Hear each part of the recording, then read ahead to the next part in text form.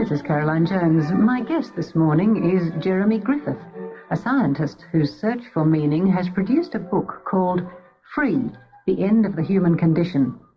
The book examines the conflict between conscience and intellect, the guilt this conflict has brought to mankind, how an understanding of humanity's necessary growing up period frees us from guilt, and how humans can now look forward to peace on Earth.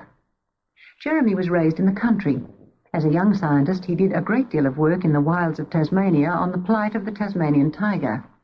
With his brother, he makes beautiful furniture, which you may have seen featured on A Big Country. But his major life work to date he considers to be his new book and its passionately held ideas. At the end of our conversation, I'll give you details about the book, but let's meet Jeremy Griffith. Shall we start talking about childhood? And maybe you'd say something about your childhood and what that was like.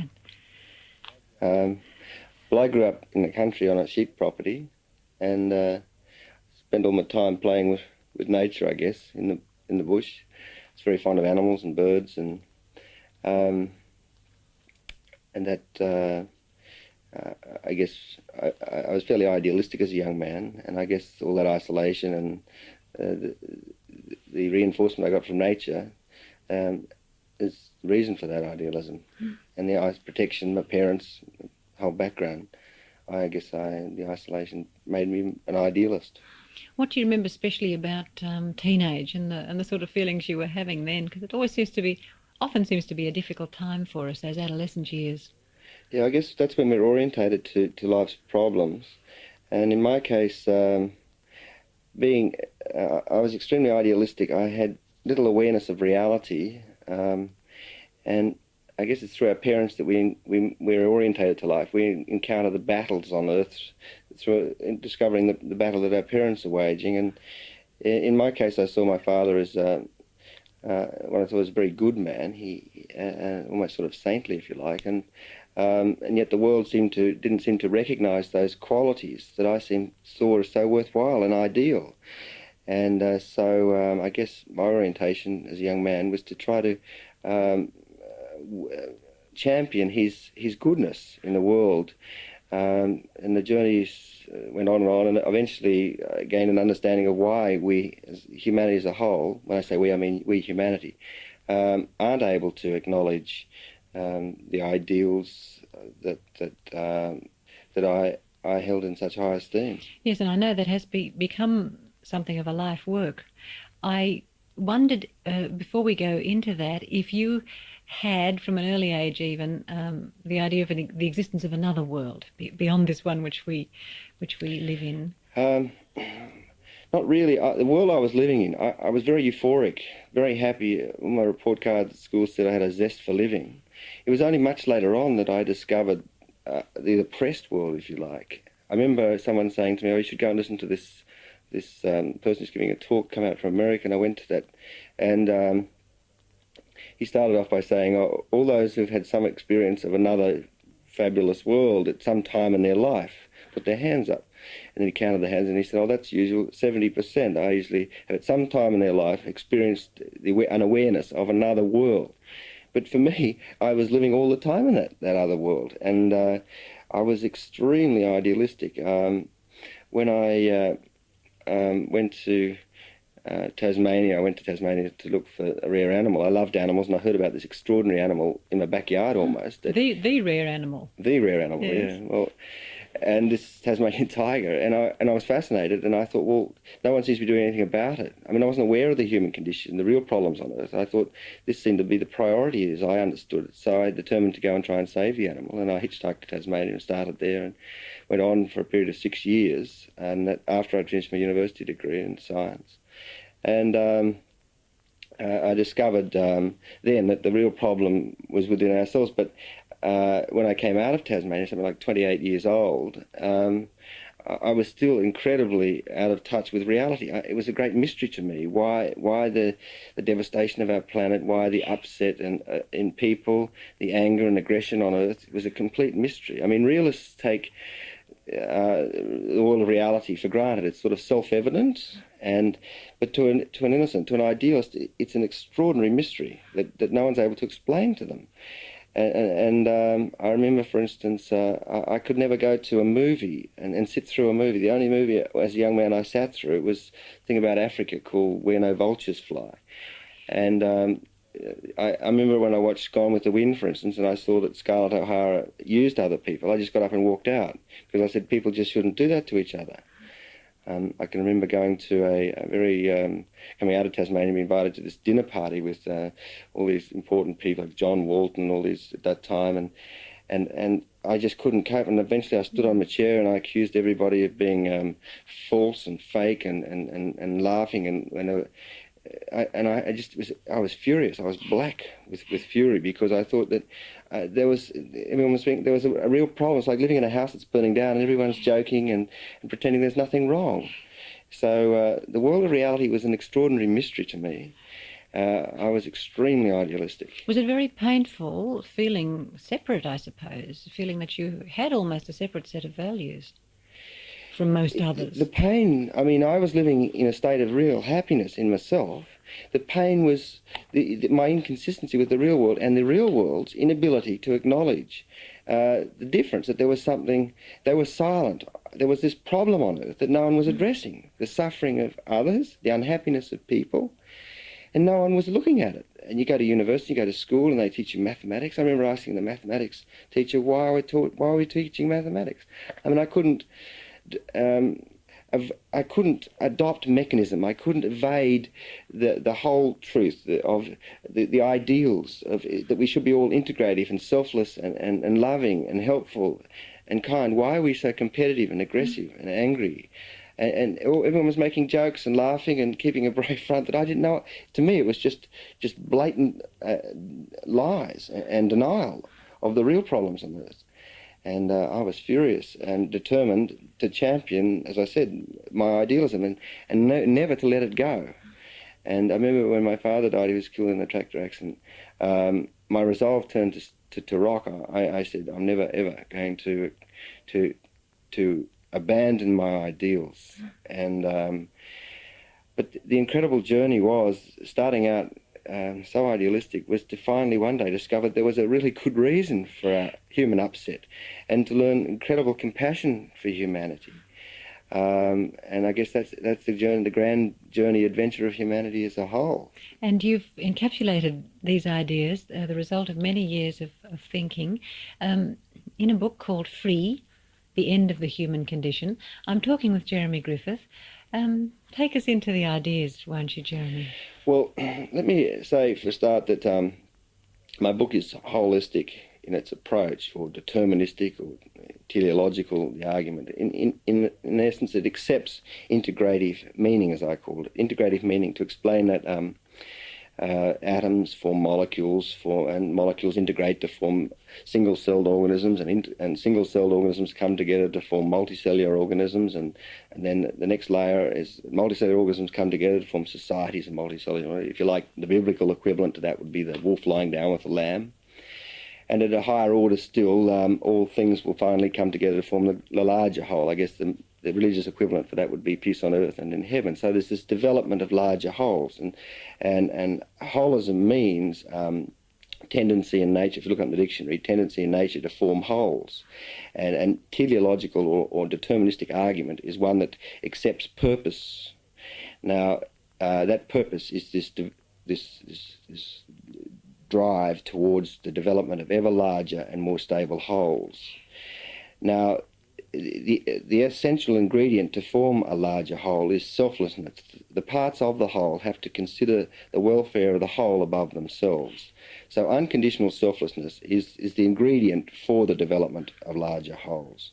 Now, so selflessness is the essence of this whole process of development of order of matter, integrative commitment. But you see, the great complication that rises is that, well, humans are a competitive, aggressive, selfish species. And if we accept purpose of integrative, there's this vitalistic purpose to develop larger wholes, to be selfless, well, then why are we selfish? It seems to imply that humans and humanity as a whole is a bad species. You see, it raises the question of guilt, of the origin of sin, all these questions that religions struggle with. And as the fundamental problem that humanity's agonized for ages. And so you see, humans appear to be a guilty or bad species. Now, the paradox of the human condition is that, in fact, we are not a guilty or bad species. There's a good reason for our apparent inconsistency with these ideals. And that's what my book explains. So that, as I said, I started out believing extraordinarily in these ideals of selflessness, only to find there was a reason for our selfishness, a good reason. And the thing is that science, humanity has had to evade this acceptance of integrative meaning. So it's very dangerous. The teleological or deterministic or vitalistic or holistic approach is very dangerous, since there's a great yearning on Earth at present for the new age, a great hunger that the existing world is exhausted, our planet's exhausted, we're exhausted, but the old's dying, but the new world is just not able to be born. And the holistic world, the ideal world, will not gain ascension, can never be, until we find the defense for ourselves. The reason we have to, you see, it says in the Bible, for instance, that God is love, right? Love is the theme of integrativeness, this development. So really, God is our personification of this integrative development. So God, selflessness, love, integration, all mean the same thing. But we have been an insecure species, a God-fearing species, because we haven't been able to defend ourselves in the presence of God, in the presence of integrative meaning. So what is the defence? Take us into the defence. Well, currently, to date, we've used what I call contrived defences for our human condition of upset, our divisive state. For example? There's a film out at present called The Gods Must Be Crazy, in which it contrasts the innocence of the Bushmen of the Kalahari with our mad-driven, chaotic, competitive world. But in it accounts for our competitiveness on the basis that it was due to our possessions. In the field of biology, there was Robert Ardrey's book, A Territorial Imperative, which said that our competitive nature, our selfishness, is due to our imperative to defend our territory. Currently, the prevailing scientific evasion or excuse for our divisiveness is a theory called sociobiology, which says that our selfish nature is due to our selfish genes. But as I say, these are contrived defences. They sustain us until we find the real excuse. And what I'm saying is that my book is presenting the real excuse. Just before I explain what my explanation of our upset state is, I should say that that science has had to progress mechanistically rather than holistically. As I pointed out, it had to evade acceptance of holisticness, of the development of order of matter, until such time as we could defend ourselves against it, explain ourselves. So science has very properly been mechanistic, because any acceptance of holism would only add to our sense of guilt, not alleviate it. So it's progressed by investigating reality step by proven step. But whenever it encountered a truth, a partial truth as I call it, that was dangerous, that implied that we were bad, such as integrative meaning, it evaded it. So in science, they stress entropy, which says that systems run down towards heat energy. They don't stress negentropy, which is a physical law that explains the integration of matter, that Arthur Koestler and Thierry de Chardin have accepted. They're what I call unevasive thinkers, where scientists in general are evasive thinkers. They've had to be. So science investigates the mystery, the mechanisms that might one day allow us to find an understanding. So they're evasive. Science is evasive and represses many, many partial truths that are dangerous and hides them.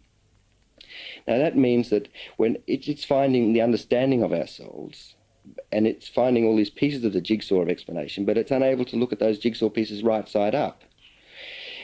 Because they are hurtful. The picture that they're presenting is a hurtful one. It's implying that we're bad all the time. So it finds these pieces of the explanation and presents these pieces upside down. Now, in the end, it requires to synthesize the full truth that will liberate us. Someone has to go in there and look at all those pieces of the jigsaw right side up and assemble the full picture that liberates us. Since the full picture doesn't criticize us, it explains us. All these partial truths tend to criticize us when the full truth won't. So it's the story of David and Goliath. In the end, the whole of humanity is arrayed at the edge of this battlefield, unable to go out into it, and slay this giant Goliath. So an exceptional innocence is required at that time to go out, because these partial truths, such as integrative meaning, don't hurt someone who's not aggressive, angry, divisive, someone who is yet to become embattled. They're accepting, they're still idealistic. So my approach was a holistic approach, but I suggest that only a holistic approach in the end could unravel the jigsaw, could look at the jigsaw pieces right side up and synthesise the full picture. I'm talking with Jeremy Griffith, who's the author of a book called Free, The End of the Human Condition, which embodies ideas which he has worked out, which have come to him over a period of many years. Before we go on, where does the religions fit into this picture? Well, before I answer that, I really should explain the story, okay, because the story involves becoming exhausted, and then when we were exhausted, we needed religion. So just to introduce my explanation for our human condition of upset, a great battle emerged. In anthropology, we know that the species Homo, which is what we are, intelligent man, emerged some 2 million years ago from the Australopithecines, who I've redescribed as child man. So during our childhood and prior to that, during our ape ancestry, we acquired what I call an instinctive orientation to integrativeness. In the equivalent in the Bible, it says in Genesis, we were once in the image of God. That is, absolutely loving, kind, selfless, generous, all these traits. And then at 2 million years, intelligent man emerged, and a great battle emerged between this intelligent self and this original instinctive self, or soul, the expression of which is our conscience. Now, we became instinctively, that is genetically, aware of what was integrative and what was divisive, what was good and what was bad. Our soul, in its conscience, is perfect in criticism but completely deficient in explanation. So the problem was the mind had to search for understanding. The fundamental problem is that the mind's a nerve-based learning system, which is insightful. It has to operate from a basis of understanding. So when the mind emerged, it had to search for understanding. They weren't unavailable. But whenever it made a mistake, the instinctive self criticised it. And so it implied that we were bad to conduct these experiments in self-management, when we weren't. And we got angry with innocence for its unfair criticism of us. And we have had to live with this sense of guilt, this implication that we were bad, when we never were. The mind had to search for understanding. It had to make mistakes. The innocence self, we needed the guidance of our conscience to tell us when we were being divisive or integrative, but we didn't deserve its criticism. We weren't bad to carry out these experiments, and it implied that we were. And had it had its own way, we would never have been allowed to conduct these experiments in self-management. So the ignorance of our original instinctive self, or soul, tried to stop our search for understanding. We had to defy it. We had to combat the ignorance of innocence. And so we turned on innocence and attacked it.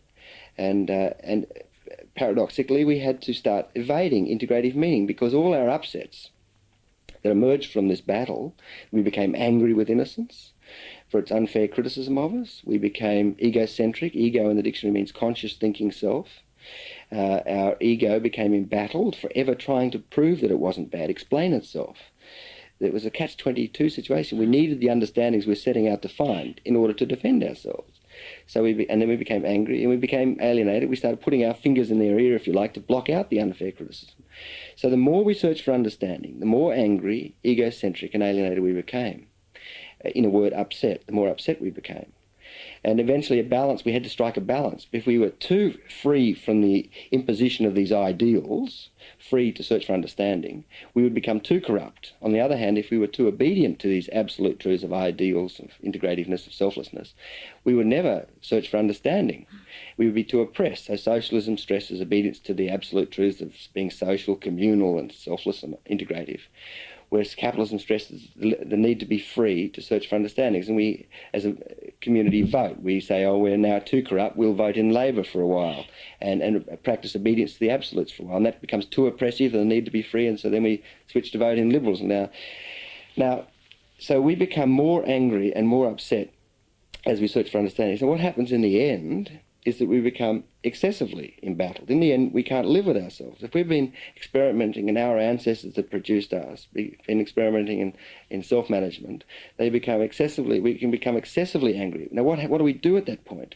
We need to find our way back, scramble back to the ideal world as quick as we can, because that's the only true world there is. And our soul lived in a really beautiful place where everybody was loving and there was no anger, no ego, no alienation. And after a long search for understanding, we became just living in darkness and completely lost from the truth. We blocked it all out. At which time we have to try and scramble back. At that point, our unevasive thinkers become very precious. So historically, we've looked for our prophets. These were the odd person that occurred who'd been sheltered from exposure to the battles that humanity was waging, and who still had access to all these ideals that we had repressed long ago. And they could walk around and express truths that we'd long since lost access to. So we quickly wrote down what they said, and through them we could live again, because we could be reborn. Who are you talking about here? Well, I'm talking to the founders of the great religions, yes, such as Christ, Muhammad. They were exceptional innocents, exceptionally unevasive thinkers. And that's why we murdered Christ, because his innocence only reflected on our lack of innocence that we couldn't defend. So the great paradox is encapsulated in Christ. I mean, that's why we wear a cross and things like this, because you see, while we murdered him, he also... his innocence was the ideal that we had to repress. Humanity had to lose itself to find itself. We had to be prepared to go out and to win in the end. For the restoration of the old ideal world, we had to be prepared to carry out these experiments in self-management and cop the inevitable corruption of self that resulted. And so the presence of innocence, both was a symbol of the ideals, but it was also extreme criticism. And Christ is extremely hurtful to some people. And this whole battle. So people, once we become exhausted, we have to live off through our religion. We go and live through one of these people, and we can be an effective force again in spite of our exhaustions. And it was the most amazing thing when religion came to earth. Imagine being a Mongol horde and raping and pillaging and expressing your angers to the nth degree until the end you just cannot live with yourself anymore. I remember reading about Burt Reynolds and all these sexual conquests, and in the end saying, look, I got to hate myself so much. I was just desperate. And then suddenly there was these religions. I mean, very great prophets emerged who could really articulate the truth, had not lost access to that magic world and all the truths that reside there. And through them we could live again. And currently, in the old days, in our more naive times, we collected our prophets, but now their great innocence only reflects on our lack of innocence, and so we repress innocence, we repress our prophets, we're mechanistic, not holistic. In our desperation at present, we're trying to find our way back to a more holistic approach. But it's a very dangerous world, since it confronts us with our divisiveness that we're unable to defend. But now that we can defend ourselves, we can confront God. It's the end of adolescent man, of insecure man. We've found identity now. And all our upsets can subside now. And gradually, as our understanding of why it all was the way it was become clear to us, our mind will find peace. So this brings peace to earth, this understanding. This is what we've been in search of for 2 million years, the defense for ourselves. We can now go back to innocence and say, now listen, we weren't bad and now we can explain why. I mean, religious assurances such as God loves us, while comforting, didn't allow us to understand ourselves. We still had to find that understanding. So while we were still finding the mechanisms that might make a full explanation possible, great prophets got in the way in a lot of ways, because they just reminded us of our lost world of paradise, and they remind us of our corrupted state, which we were unable to defend. So you're suggesting really that man's journey has been a most heroic one so far. Fabulous. To take somebody now who's at the bottom, take a football, it's like being a football match, Now, Ray Price comes off the football field and covered in scars and embattled in his dislocated shoulder and everything, but he's completely happy. His cup's held high and he's smiling, and we're all in Parramatta's and tears of joy for his winning. We don't worry about his exhaustions because we know the game he's been involved in was worthwhile. But humans come off the battlefield exhausted. And because we've been able to know the merit of the battle that we've been in, we can't see ourselves as wonderful. We're just insecure about our exhaustions. We can love ourselves now.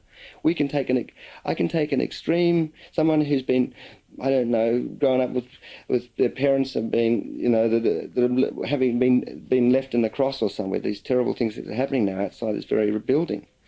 And I can take that boy or girl, and I can tell them now a wonderful story that humanity's been through, an incredibly worthwhile journey. And they can then, for the first time, see themselves in that journey as being worthwhile in spite of their exhaustions. They can love themselves.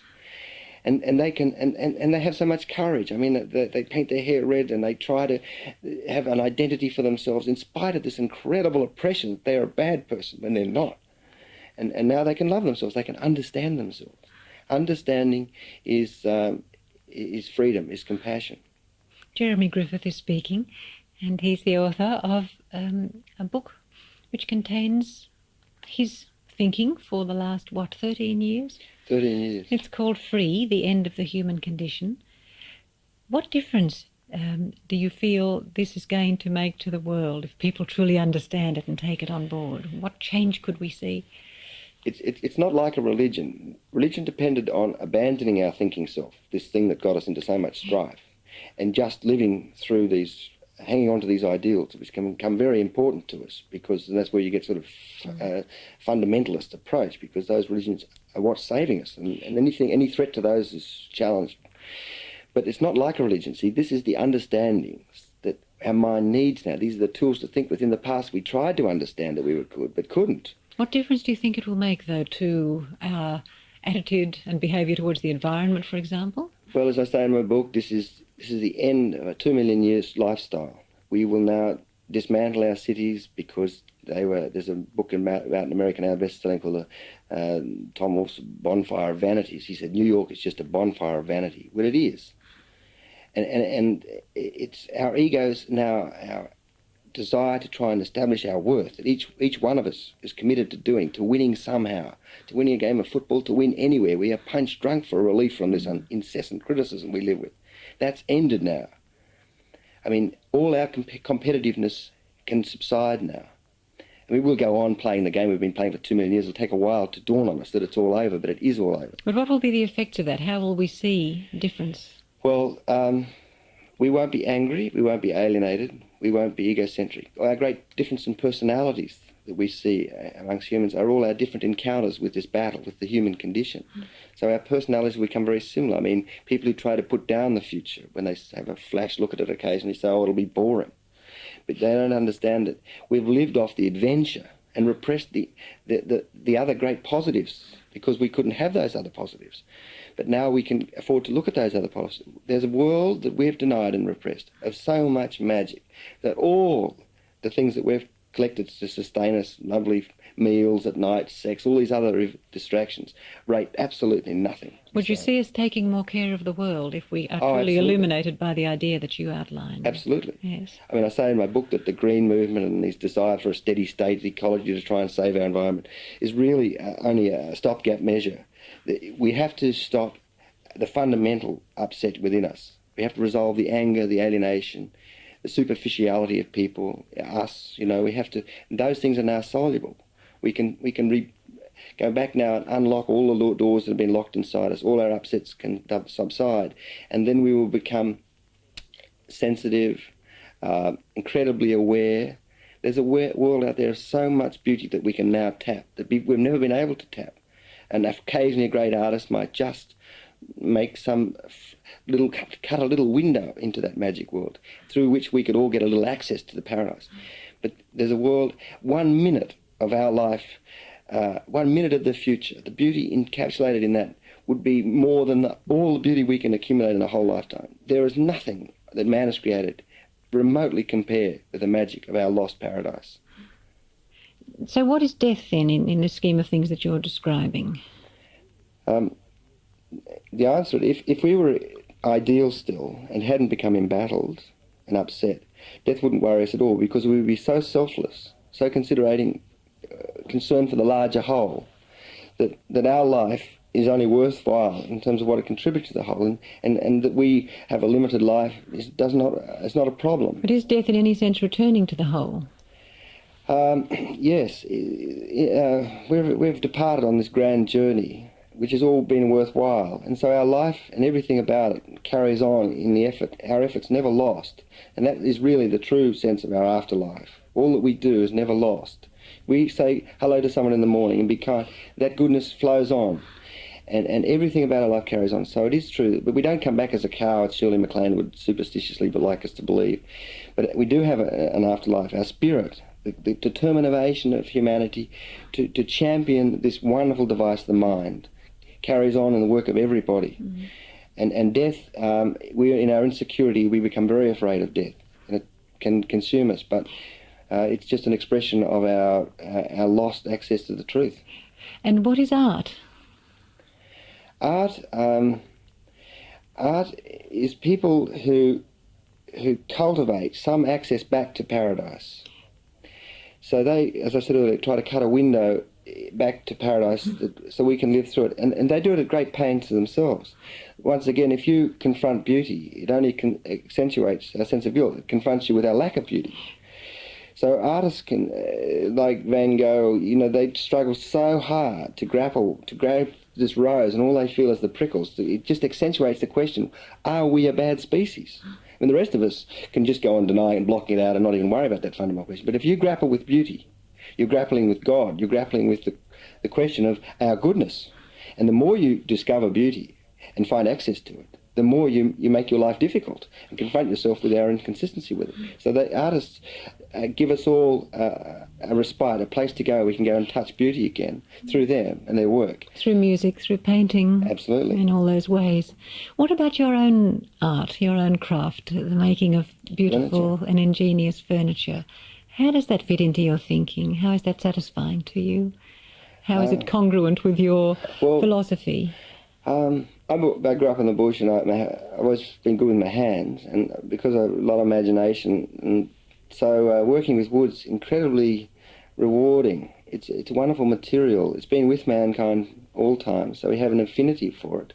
It's warm and giving, and someone said that wood has as much give and take as the human body, so it's a fair fight. It brings the best out in both contestants. So working with wood's incredibly therapeutic. See, creating things with your hands, or with anything we create, we take it for granted, the magic of creativity. But it's the mind's ability to manage events that allows us to manipulate our world so effectively. So creativity is the most reinforcing of things we can do.